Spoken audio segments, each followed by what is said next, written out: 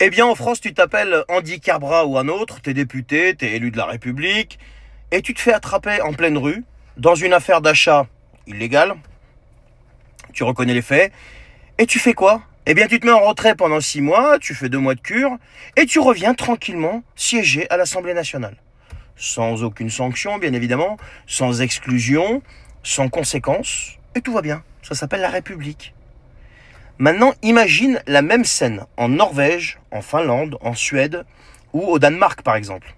Est-ce que tu crois que ça se passe pareil? Bien évidemment que non, parce que là-bas, un élu qui est mêlé à ce type d'affaires, c'est la fin de carrière immédiate. Il démissionne, il se casse, il s'excuse publiquement et surtout, il ne remet plus jamais les pieds dans une institution.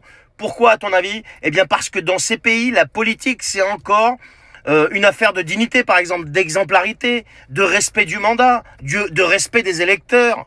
Mais bien sûr que si. Chez nous, laisse tomber, c'est devenu une cour de récréation.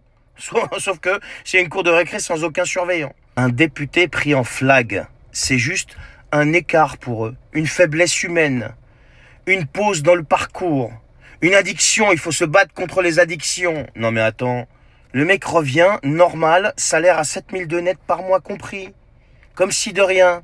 Mais toi, simple citoyen, parlons un petit peu de ta condition à toi. T'as aucun privilège à ce niveau-là. Hein. Toi, si tu te fais choper pour un petit écart, t'as le droit à l'humiliation publique, par exemple, aux procédures, au casier judiciaire, à l'étiquette qui te suit toute ta vie, par exemple.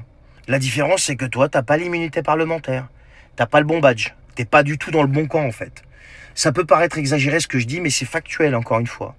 Mais oui, parce que pendant ce temps, Andy Carbra, lui ou un autre, là c'était lui, il revient s'asseoir, lever la main, voter des lois, prendre la parole comme si de rien n'était. Et tout ça, ça aura un impact direct sur ta vie.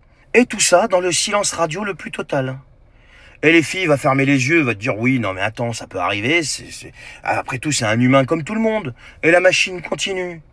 Le problème, c'est pas lui, le problème, c'est les addictions. Il faut se battre contre les addictions. Ben oui, c'est comme ça. Encore une fois, ça peut vous paraître exagéré ce que je dis, mais c'est pas l'histoire d'un homme là. Je vise pas Monsieur Carbra en particulier. C'est tout un système qui est pourri jusqu'à l'os. Tu as dans ce système des élus qui vivent selon d'autres règles que le reste de la population. Et après, ils s'étonnent que les gens décrochent, que l'abstention explose, que le rejet de la politique devient total.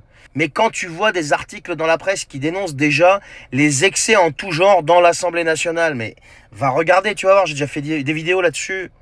Mais c'est un truc de fou. C'est bien un système qui est pourri de l'intérieur. Ils disent qu'on vit en démocratie, mais je suis désolé, dans une démocratie digne de ce nom, quand un député faute, il revient pas tranquillement siéger quelques jours plus tard et voter des lois.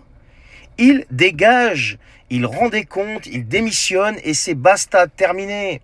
Aujourd'hui, voter des lois, ça a un impact sur la vie de millions et de millions de citoyens. Celui qui brigue un siège de député, je suis persuadé, comme un autre siège, une autre fonction, ministre, etc., doit être clean. Enfin, je sais pas, moi, ça me paraît logique, pas toi. Dis-moi ce que t'en penses en commentaire.